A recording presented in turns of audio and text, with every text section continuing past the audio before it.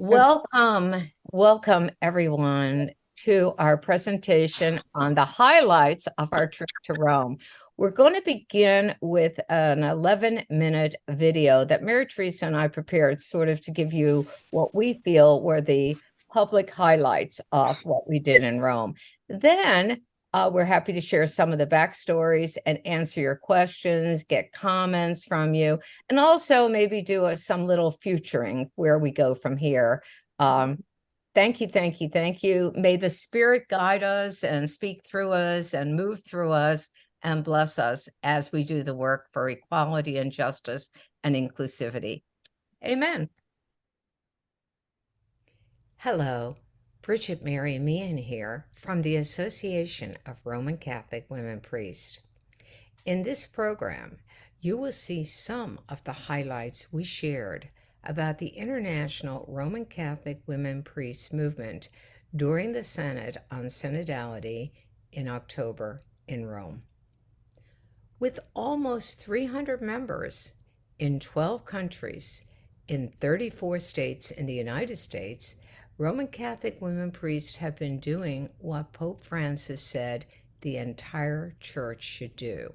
That is, widening the church's tent in inclusive communities and justice-inspired ministries. In June 2023, I was invited by Spirit Unbounded to present a program on the Roman Catholic women priest movement on October 13th at Casa Bonus Pastor in Rome, Italy. On Friday, October 6th, Mary Teresa and I joined Women's Ordination Worldwide in a procession through the streets of Rome, calling upon the Catholic Church to open all ordained ministries to women. Members of the international women priest community traveled to Rome from Canada, Germany, South Africa, Spain, and the United States to walk with women. On October 9th, Roman Catholic women priests were invited by the leaders of the Catholic Women's Council to participate in their international conference held in Rome. 3 women delegates from the Synod on Synodality shared with us their experiences. 54 women are voting members at this historic meeting. They said that it was a positive experience, citing that they met at round tables and felt like they were being heard by the bishops in the discussions. From their perspective, the important question was, what are the practical steps the Church can take now to grow in unity, communion, and outreach?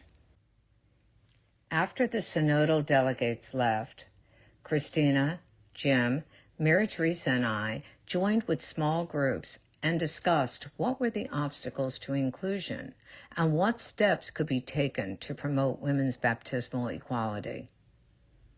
We recommended that in order to achieve the full equality of women, the Church must open all ordained ministries to women and all genders. On October 11th, we presented a program on how women priests are creating a church for everyone in inclusive communities and justice ministries around the world. Here are a few clips.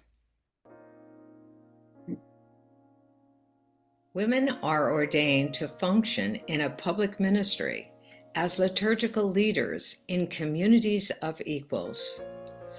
Women priests are deconstructing and reconstructing Roman Catholic sacramental rites, rooted in a theology of empowerment, where all are called to celebrate sacraments.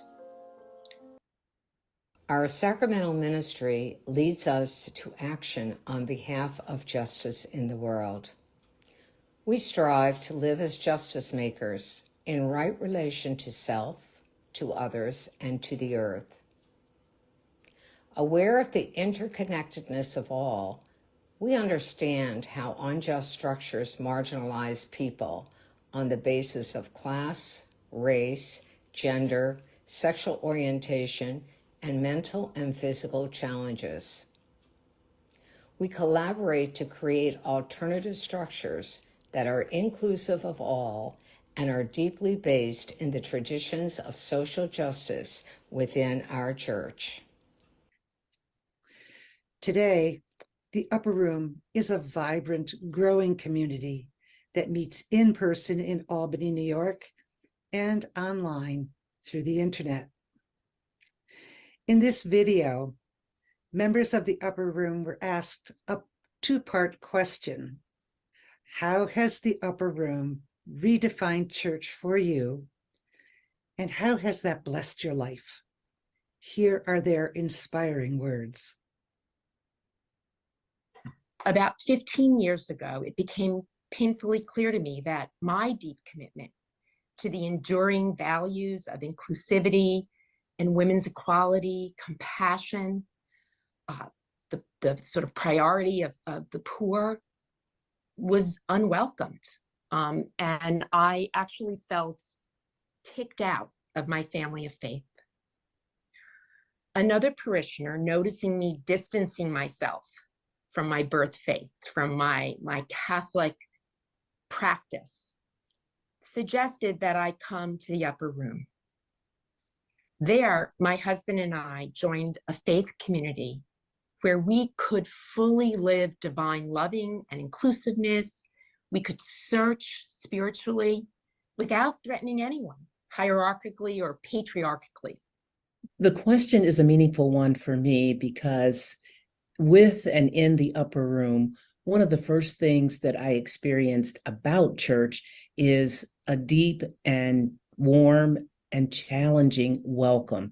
Challenging in the sense that we are called to reflect theologically as a community on what it means to be church, what it means to be Catholic, and what it means to be women called to ordination, and to not have to wrestle with the question amongst ourselves, can women be ordained? We have a full community of women who have said yes.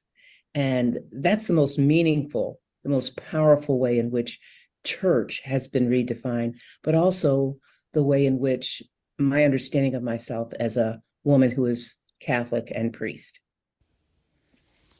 Cristina Moriera is a priest in the Association of Roman Catholic Women Priests who lives in Spain and ministers with her husband, Victorino.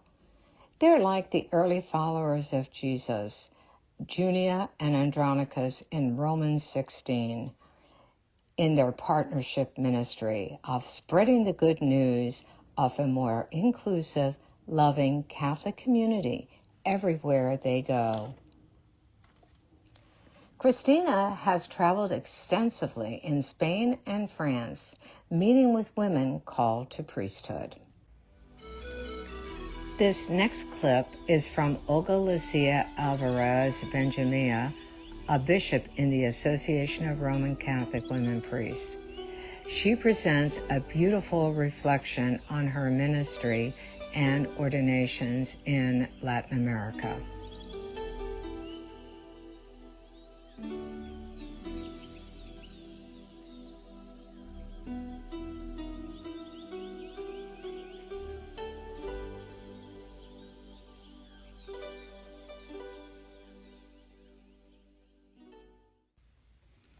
At the conclusion of our presentation about the inclusive communities and justice ministries of Roman Catholic women priests, we celebrated a liturgy of lament, resistance, and healing with the International Council of Catholic Women. Our program on women priests and this liturgy took place at Casa Bonus Pastor, a vicariate of the Diocese of Rome, which is an active residence of 5 seminarians. This is a historic first for the Association of Roman Catholic Women Priests and the Diocese of Rome, as well as the Council of Catholic Women. The following clip is from my presentation for Spirit Unbounded, the Lay Synod of Catholics, on living gospel inclusivity, equality, and hospitality.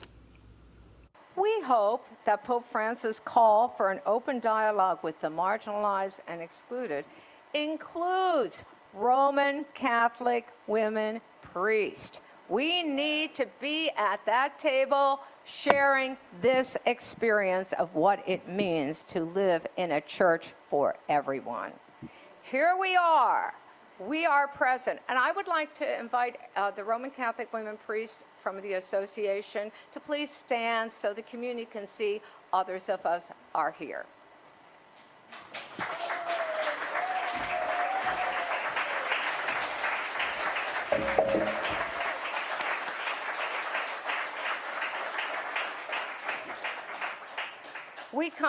We come from holy ground on the inside edge to share our experiences of widening the tent by providing that spiritual home where all are welcome and where justice and equality for all women in ministry is healing the church and transforming it. Come join us on this exciting journey. Get out of the boat and walk on water with us. Thank you.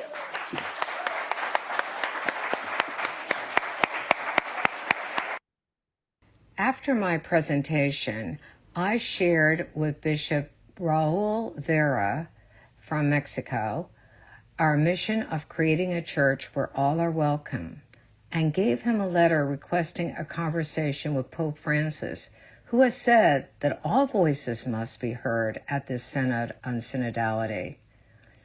We called on Pope Francis to walk the talk by meeting with us for a conversation about the diverse ways women priests are living radical hospitality and baptismal equality in sacramental and justice ministries. Bishop Raul was affirming of our inclusive vision as one that was in tune with the vision of the Synod. Thank you for being with us for this special program on the highlights of women priests in Rome. Please see the following links to view our complete presentations and to see the events we participated in during the Synod. A special thank you to the Association of Roman Catholic Women Priests for funding our program in Rome, and to all the members of our International Roman Catholic Women Priests movement, whose lives and ministries are creating a more inclusive, just, and loving church. Deep gratitude to Mary Teresa Streck from the Association of Roman Catholic Women Priests, who planned and organized our programs in Rome and edited this video with me. God bless.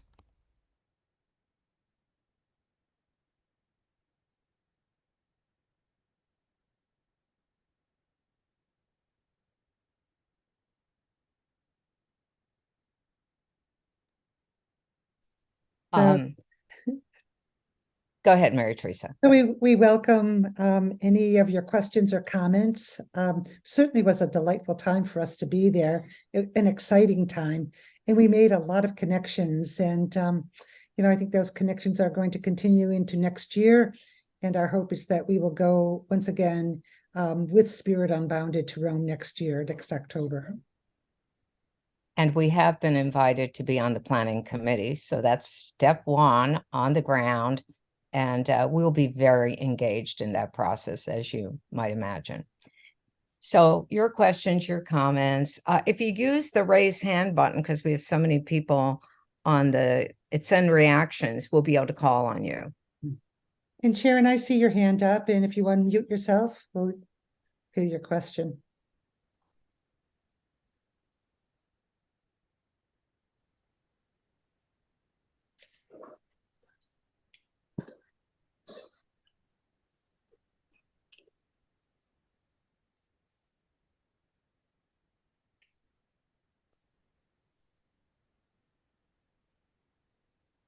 So Sharon, you're still muted. You're not able to unmute.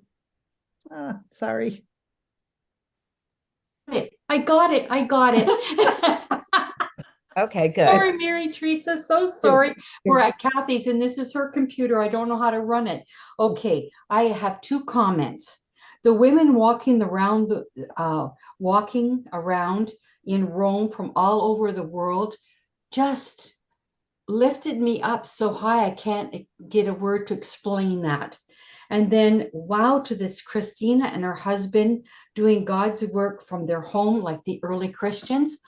That was another big wow for me. So, oh, ladies, I am just so, I don't know. I can't get a word, but I'm just so. I'm feeling the energy. And it's all good. Thank you, Sharon. And I want you to know that Christina is on here from Spain. So Christina, Oh. wave so that they can see you. Ah. Hi. Nice to see you. Actually, I'm in Paris now. Okay, Nice. great. Well, I'm glad you're here today. Mary just- Beth, you have your hand up, so I wondered what the letter that you gave to Bishop Raoul, how that went. How did you hear any response? No, we did not get a response from Pope Francis, but we certainly got a response from Bishop Raoul. And he said that, that our mission of inclusivity and widening the church's tent is total in sync with exactly what they're hoping to do, the whole purpose of the synod. And then when I pushed a little on the conversation, having a conversation with the international movement, he said, and this, remember, he had an interpreter, right? Every word of my talk and everyone's talk for Spirit Unbounded, he was there for the entire program, and the interpreter was giving it to him in Spanish, every single sentence. So that was helpful. But he said, do you realize if Pope Francis was to meet with you right now, and this is what I believe he said, he would be placed in a dungeon somewhere in the Vatican. And I think that right now there's so much stress and tension within the Curia and within the whole operation that probably it's a political thing at the moment. It's not necessarily a heart thing. And I'm hoping that we will put enough pressure and enough love into our next year of getting the word out that it's necessary in order to move forward, not only to have the studies repeated that women can be ordained deacons, that work's done, but also to have actually the lived experiences of what it means to create a non-clerical renewed church that's justice-seeking and sacramentally alive and embracing everyone. So there's a lot of work to be done, but I believe a beginning has been made. And I know that Francis is hearing our voices from all kinds of other sources, but I do believe there is a great amount of political intrigue and fear going on within the Vatican, and probably his advisors are probably mixed on it. But I believe we are being heard, and I believe that we need to be there and to widen our campaign next year and to really move with a very coordinated plan that's very press savvy, and that we start that months ahead. And that's the learning for me and for Mary Teresa, part of one of our learnings from this. I just wanted to add to the comment the First Lady made where she couldn't find the word. Your presentation brings tears to me, and it's just so overwhelmingly wonderful what you're doing. I was in church today at my parish, and there were 3 young girls on the altar as altar servers. And although I was happy to see women, it sort of broke my heart to think that these particular women, young girls, if they have the desire to go on to priesthood at this current time, they're not officially, as you know, allowed to pursue that. And it breaks my heart. It gives me such sadness. I can't even begin to describe how much sadness it's given me lately. So I'm very proud of you all. You're very courageous prophets, and thank you. Thank you, Mary Beth. We see other hands up. I believe Joan or Dottie's hands have been raised. Yes. Yeah. Yes, it's Joan. And Bridget Mary, this, as I understand it, this process, the synodal process, is supposed to continue all through this year.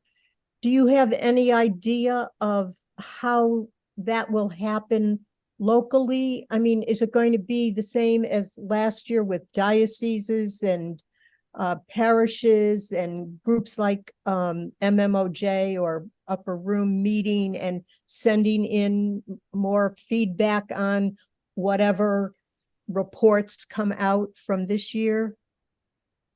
What we have heard is, this report came from the Women Religious, that Francis is really wanting the whole church to be involved in this year in a process of continued discussioning and listening on all the issues that face the church, including, these hot button issues. But I think one of the problem areas or challenges is the U.S. bishops. They did not really jump in many places and encourage this process, but hopefully they will this year. But I think it's up to us to pick up the energy and to move it forward. But that's such a good question.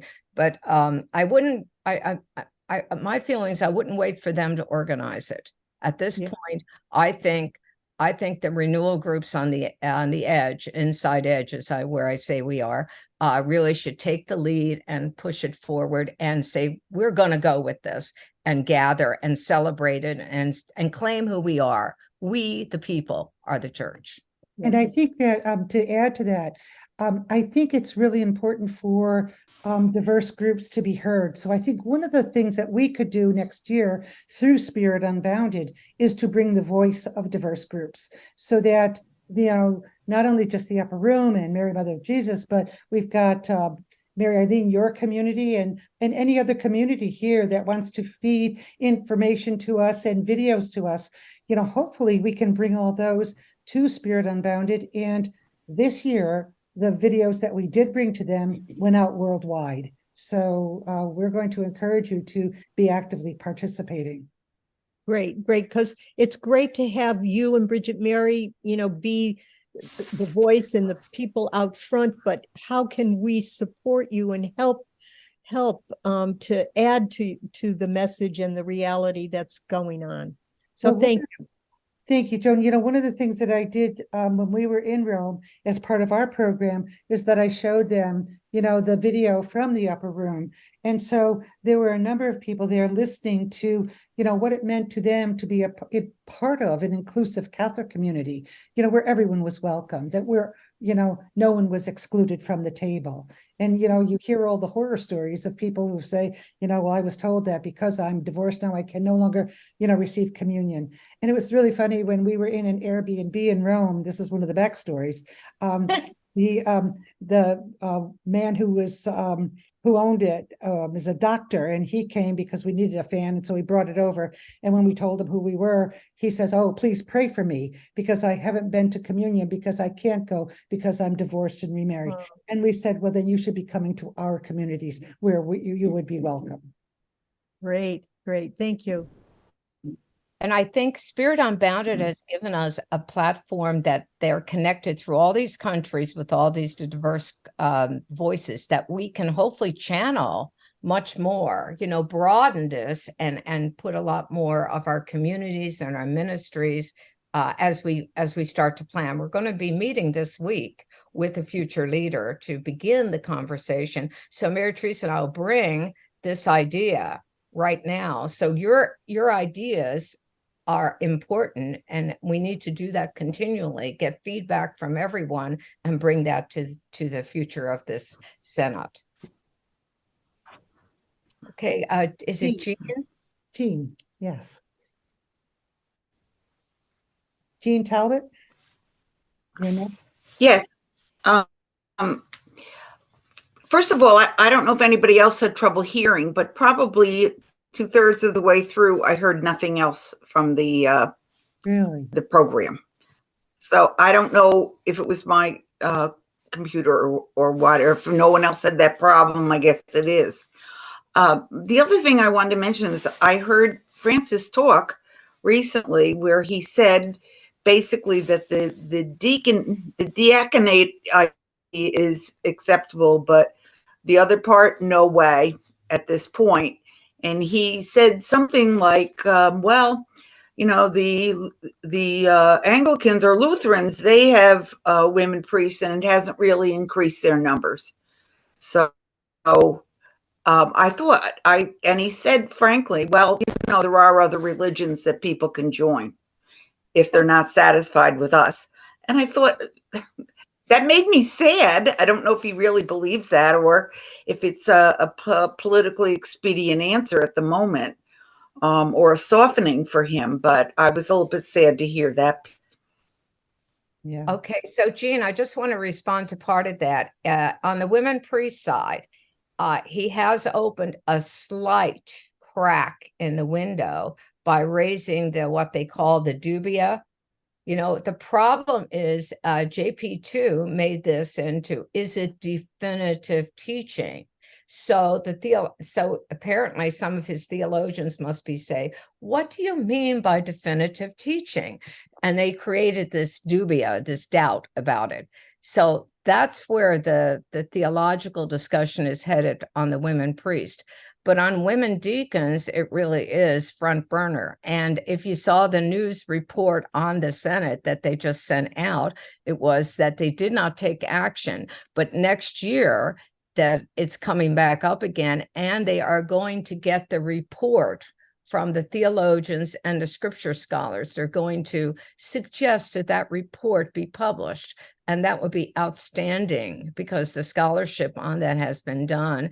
And the first theological commission in the 70s said there was nothing in scripture that would prevent women's ordination. And then there's the diaconate work is replete with thousands of examples of women in diaconal ministry. So how do you define diaconal ministry and how do you update it to today? But so that's going to go back right on the burner. And I said to Mary Teresa yesterday, this is such an opportune moment for us to say, yes, we agree with all the studies, but we are actually doing it. The communities are doing it. Catholics are doing it. Inclusive communities are doing it in interfaith models as well. So the lived experience of the people of God is what the theologians reflect on, and the magisterium is supposed to reflect on what the people's faith says and what the theologians said. They're supposed to be part of their job is discernment. So it is a process. That's how teaching authority is supposed to evolve. Anyway, I see a sliver of hope, and I see a call for us to really get mobilized and to really push as the people of God. So next is Katie, Katie. and then Elena, and then Dottie. Eleanor has had her hand up for Oh. some time. Eleanor, did you need to speak? Well, I don't know if somebody wants to listen to me. Sorry, Eleanor. You know what we're doing is we're using the raised hand function on the computer, but I see your hand now, so go ahead. Maybe I didn't follow directions. That's probably what happened. You've got the floor. Yeah, there you go. I just cannot express my gratitude enough for having the opportunity to see this presentation. I am so overwhelmed. What I want to say is that when you were in Rome, I was in Medjugorje praying. And quite unexpectedly, I had a conversation with an exorcist priest from Europe. Lovely man. And it was very candid, as you know I am anyway. He knew nothing about the Catholic women priests. And I knew he really didn't know because of his reaction. What is this about? So I tried to explain that you are in fact invited to Rome at this very time. And his eyes were like saucers. He really didn't know. But by the grace of God, through Eleanor, now he knows. I I think that people don't know, people don't understand. How are we going to do this? And I have decided personally, which I did a long time ago, by the grace of God, I will be directed. I met a woman there who happened to be the godmother of one of the visionaries. She took me to meet Yvonne's mother. And in fact, we were personally invited to Yvonne's house. And it was not his house, it turned out to be, but the chapel behind it with a group of other people. And it was truly glorious. After Medjugorje, I want you to know that I learned the expression peace, love, and joy. My guardian angel will guide me. And I feel that's stronger than ever. And I'm 100% behind you, us.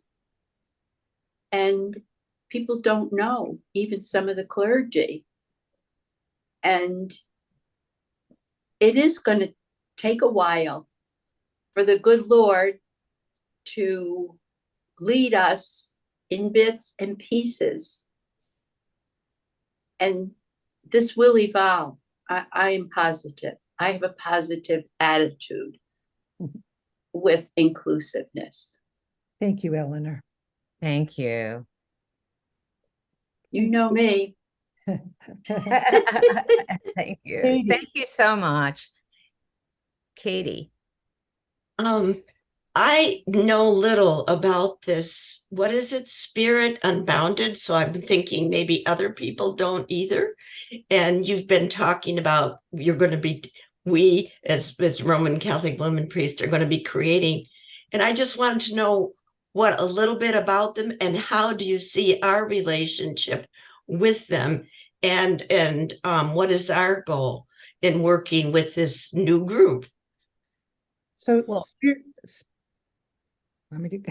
Spirit Unbounded is a justice group, a lay-led synod, and their focus is justice in the church. So women priests are just a piece of it.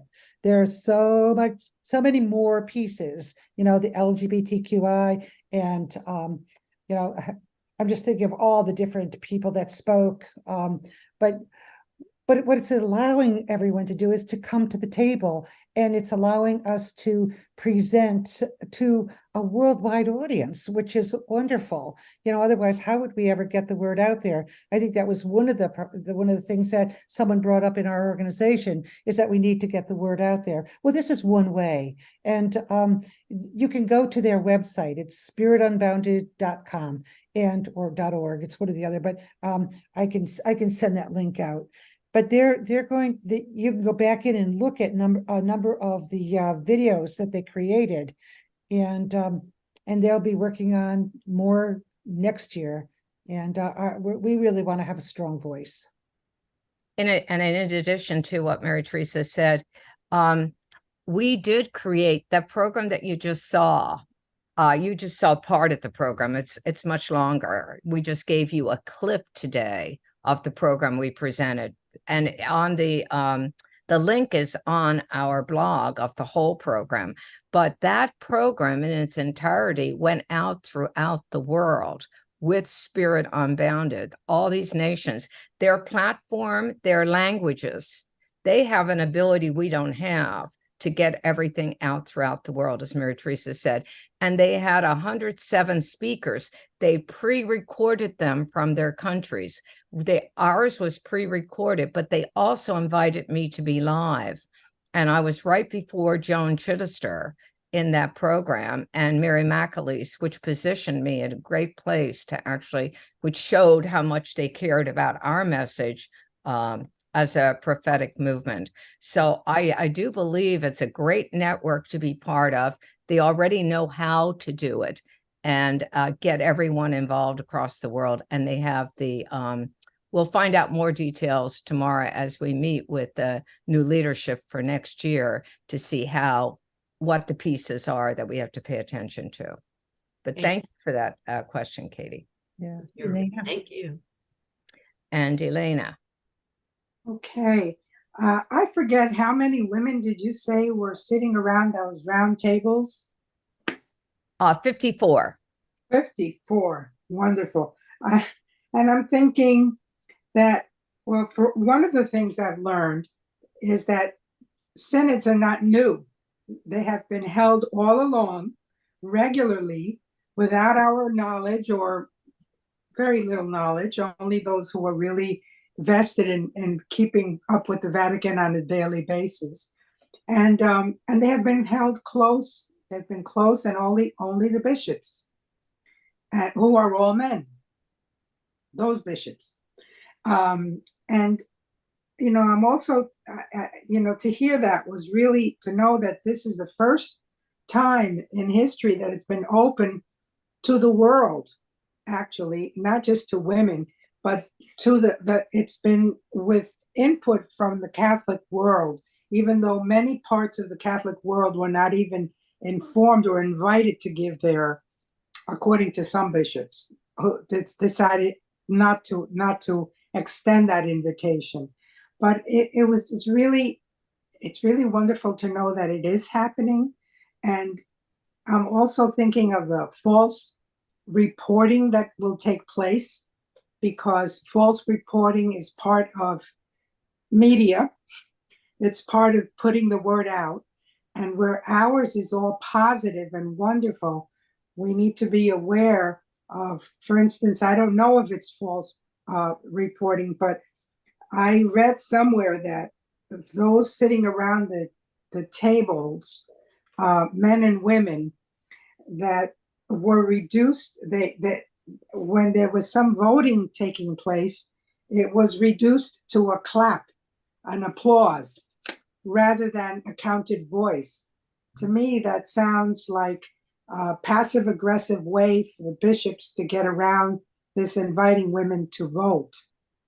So my ears perked up at that. I don't know if it's not true, but I, just wanted to share that I did hear that. And if you know anything about that, please inform.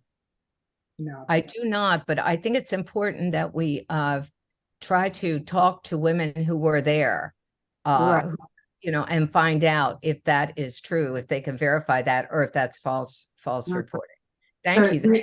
Supposedly, someone who was there had decided not to applaud because that was not a vote she was giving. That was not the way she was intended to be there. And so when she was out speaking to someone, she shared that, and that's how it got to be published. The other thing to keep in mind is the coordinator of the Synod is a woman. And there's another woman in top leadership. 2 women are really managing. I don't know who else they have to work with, probably some cardinals, I don't know. But I know there are 2 women who are in major leadership positions in the process. And I do believe the listening session that some bishops got tired of, they use contemplative listening process. And that really is a prayerful way to have conversations.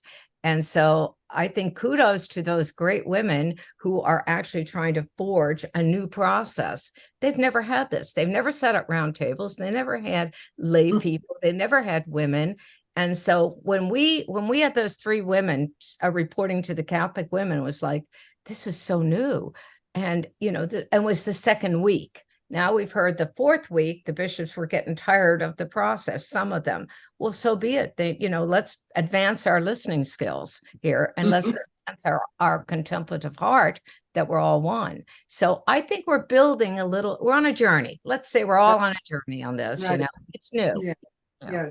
Yes. But thank you. All that is part of the process. Yes, absolutely. Yeah. Thank you, Elena. Dottie?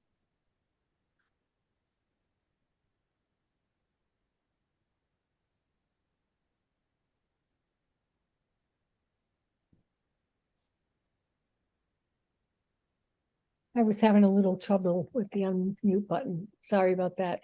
One of my concerns about the ordination of deacons is that the deacons would be under the authority of Rome and under the authority of the traditional church, accountable to the local bishops and priests.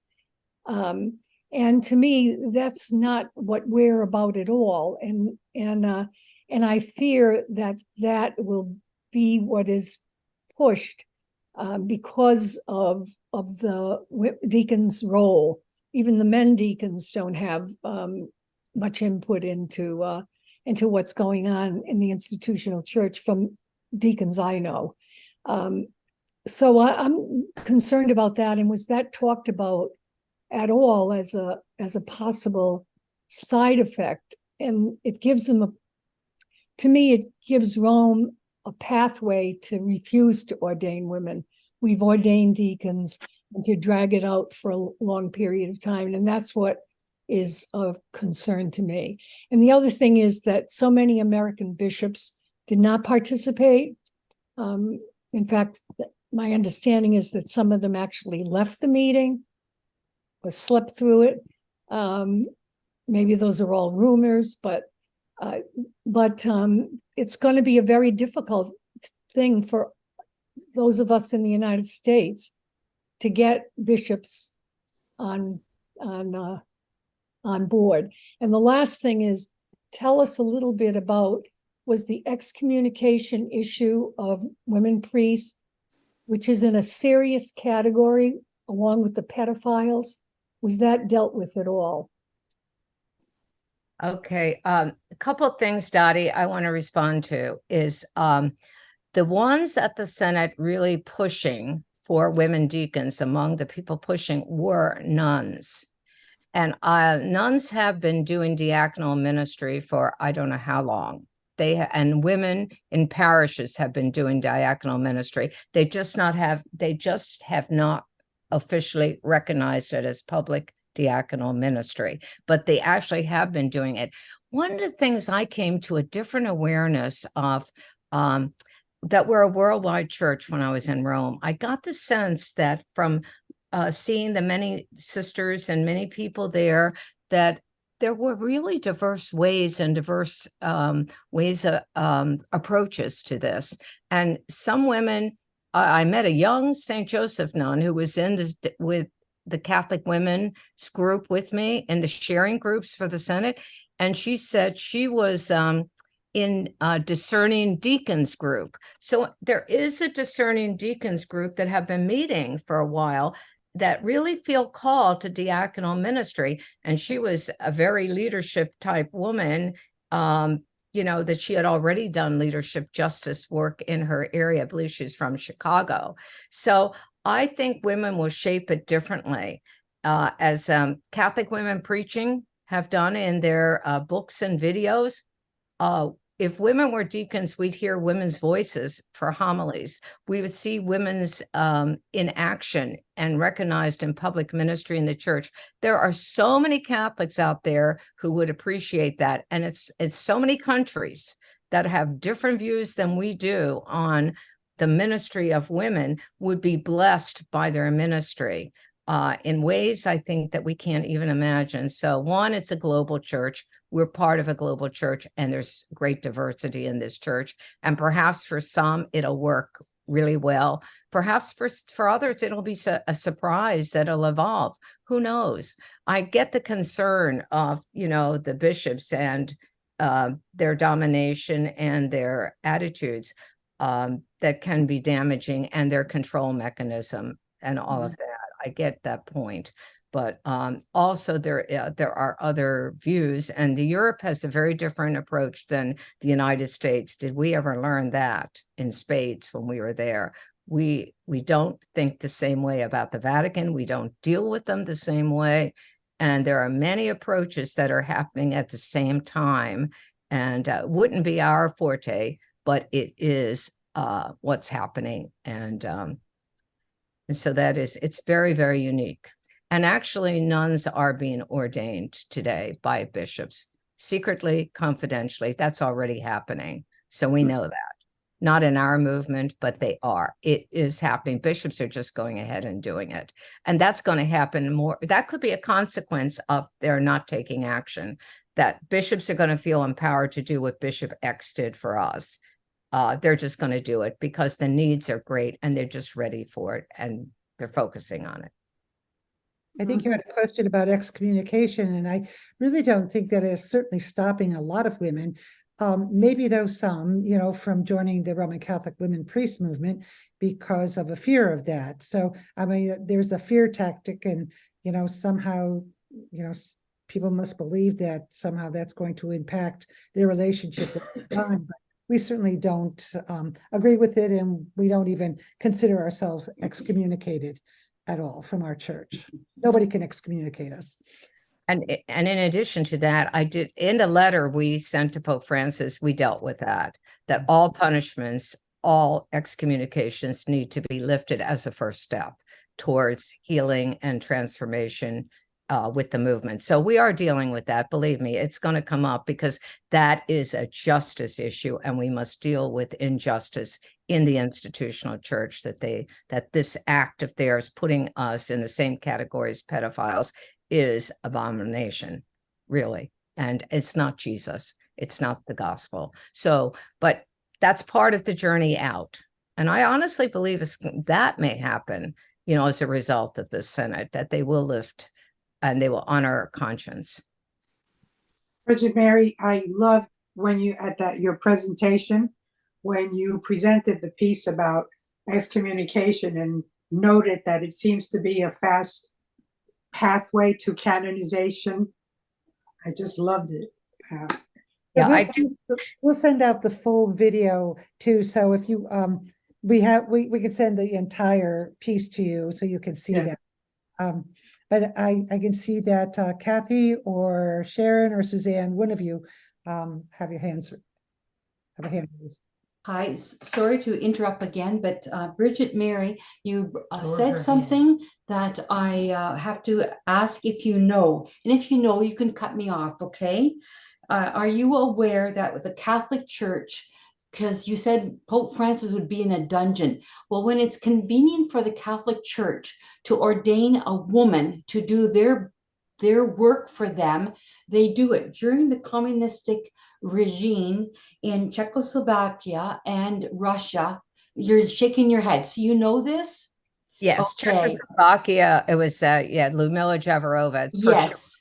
Yes. They made her a priest. Okay. And the second one is in 1959, when the Protestant sect of religion, they separated because they had a fight in their own religion.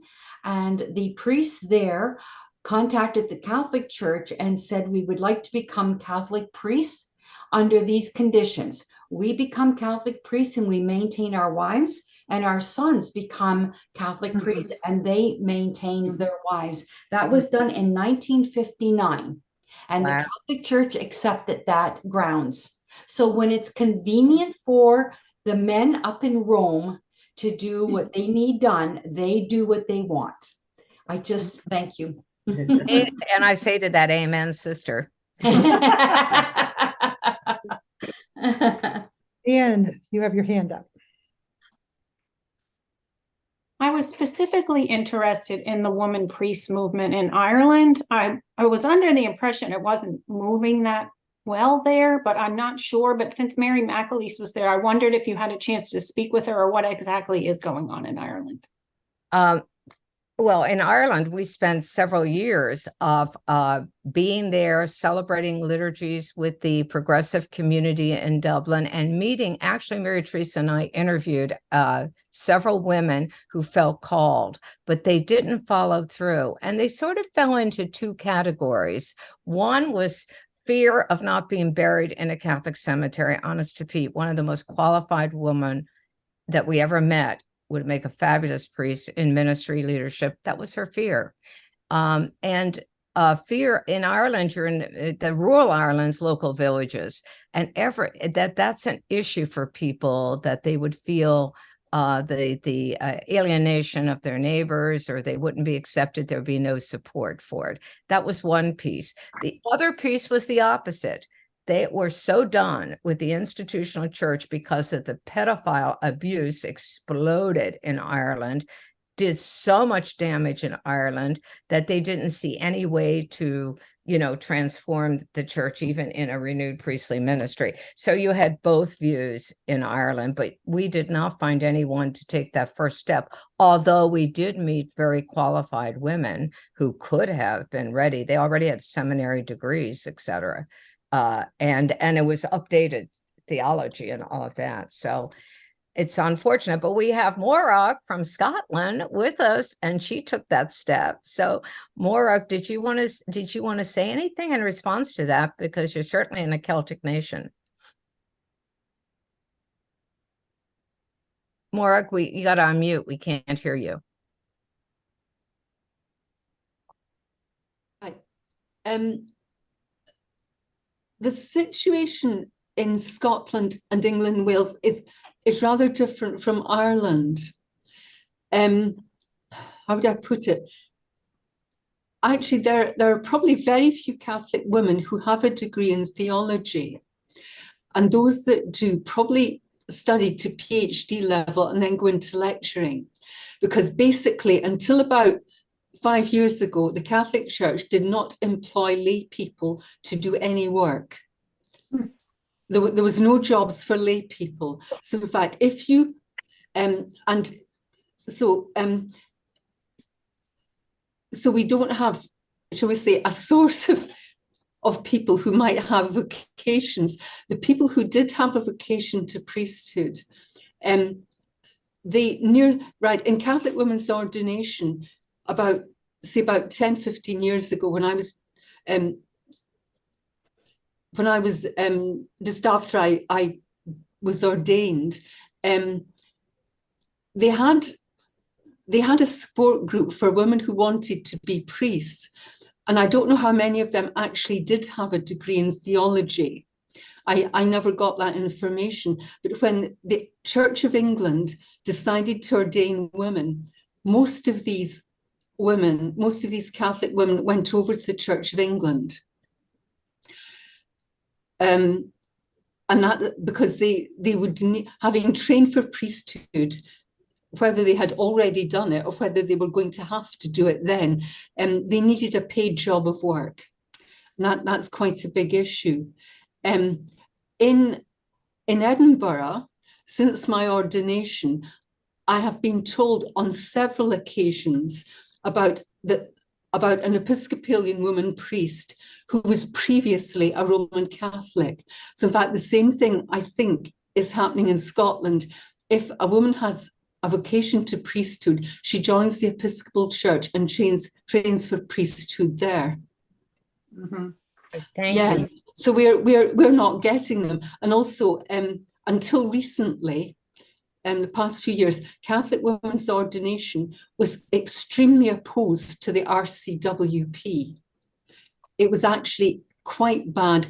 Around the time of my ordination, or when they knew I was going to be ordained, several of, shall we say, the big knobs in Catholic women's ordination were excessively horrible to me.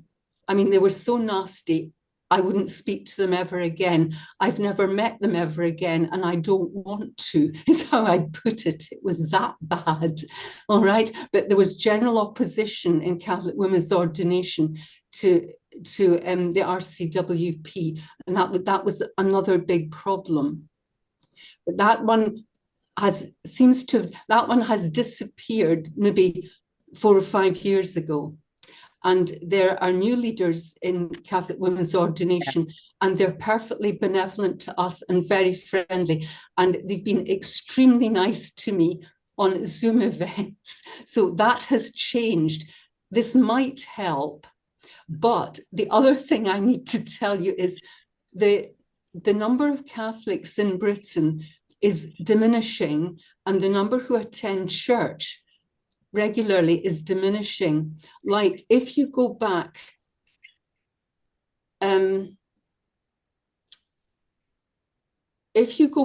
about maybe, I don't know what, maybe 30, 40 years in Scotland, there was probably nearly 1 million Catholics.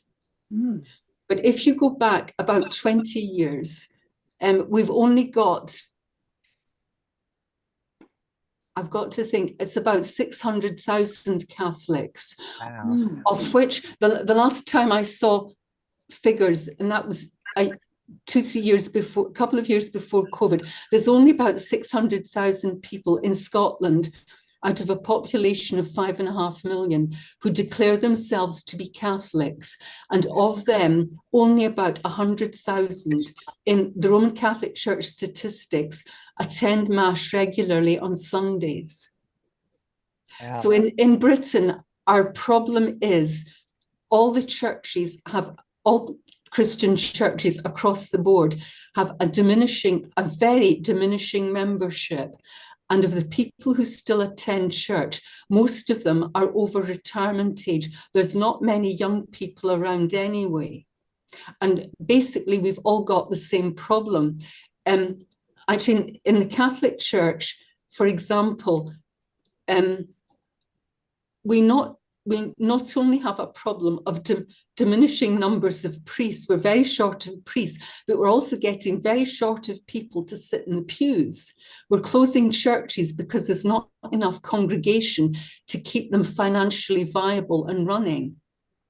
That's almost a bigger problem. You see, the situation here is very different from the USA. And also we have, in the last, the census, UK census of, I've got to think, the 2011, 37% of the UK population declared that they had no religion. Wow. Yes, so we've got a very different kind of problem here. Yeah. It's rather similar to the problems they've got throughout Western Europe.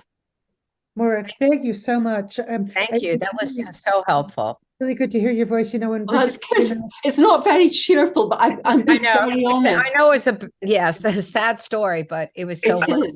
Thank you for participating and sharing something that we did not know hardly anything about, and we appreciate it very much. One more thing about Ireland too. When we were there, we met with Noreen Iran, who was connected to Install Abbey, and I think that Noreen would probably have wanted to be ordained a priest, but knew that that would be a problem. So she went to One Spirit Seminary in London, and we also have One Spirit Seminary here in New York City. So some people actually go to One Spirit to become an interfaith minister, but you're right, people have walked away and gone to other religions or other groups for ordination, which is kind of sad.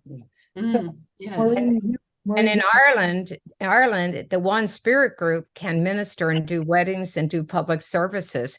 But we applied for the government to be recognized as a religious group, and we went through so many discussions through paperwork with them. The bottom line is they said, well, you're Roman Catholic women priests, you're part of the Roman Catholic Church, so we cannot approve you for ordination because you're already so they were recognizing our group, but it said a no to ministering because we'd have to have the local bishop of the diocese endorse our ministry. So we just laughed and threw up our hands and said, it's not worth fighting with the Irish government over this. But it was humorous and funny that they did recognize us as Roman Catholic. So we have two hands raised, and I think maybe Mary Eileen, if you would be our last person, but Maureen, if you would go next. Yes, thank you. I'm just so grateful for Morag speaking, and it surfaces for me how important it is for us, especially in North America, to realize we're not the focus and that there are other perspectives, and we need to hear those other perspectives. And I can't emphasize enough how important it is for all of us to be connected with Spirit Unbounded. It is worldwide, and they have such a rich, deep well of resources that every single one of us, we really, if you're not in touch with them, you're losing out. It's just so very, very, very rich, and it's free. Just go to Spirit Unbounded. It's really, I can't emphasize that enough. And the last thing I just want to say is we have to pray for Pope Francis. We have no idea the pressure that man must be under from the Vatican, especially from the Curia. And especially, and you look at the American priests, the Canadian bishops are a little bit better. There's some real good guys, but really, if he's relying on the hierarchy for support, he's dead in the water. So we're the ones who have to be supportive, and we have to pray to the Holy Spirit and pray for God's love to change the hearts of the ones who are so frightened. Yes. Amen. Thank you, Mary. Maureen. Thank you. Thank you. So Mary Mary, Eileen. Yeah. This has been a great conversation. I want to thank everybody for sharing their thoughts on this. I really believe that when we talk about the global church, there is different pockets that need different things, right? Different expressions. Like Bridget Mary was talking about the deacons. They work some places in this way, other places they work in that way. And if they are ordained, it's in private because the bishop has the say. And that is the problem all over the world. The bishop has the say. And here in the USA, if anybody was, like you said, the Bridget Mary, the person from Chicago, the nun, she's in a deacon group that want to be deacons, okay? Well, that's all dependent on their bishop. And the litmus test is, what is their theology? Because you can't take ordained woman today with the title a Roman Catholic woman priest or bishop, and if you're touting inclusive theology and progressive theology, they're not going to recognize anywhere. Okay, so what keeps me going is, of course, all of this and getting involved with all these movements, but we have to be who we are. People have to see us in action, and we have to get that word out that we're here living the renewed priesthood, inclusive of everybody. And we just have to do more of that. But we would never be able to break through the state theology of the bishops in the US. I know that for sure. Thanks for listening. Thank you for that. Thank you, Mary Eileen. It's a great summary of where we go from here. Much appreciated. Well, thank you everyone for joining us today. We are happy to send all the links to this and also to the complete video of Bridget Mary's presentation in Rome. So thank you. Thank you. Many, many blessings. Yes, thank you. Thank you, everyone. Bye-bye. Thank you. Thank you. Bye.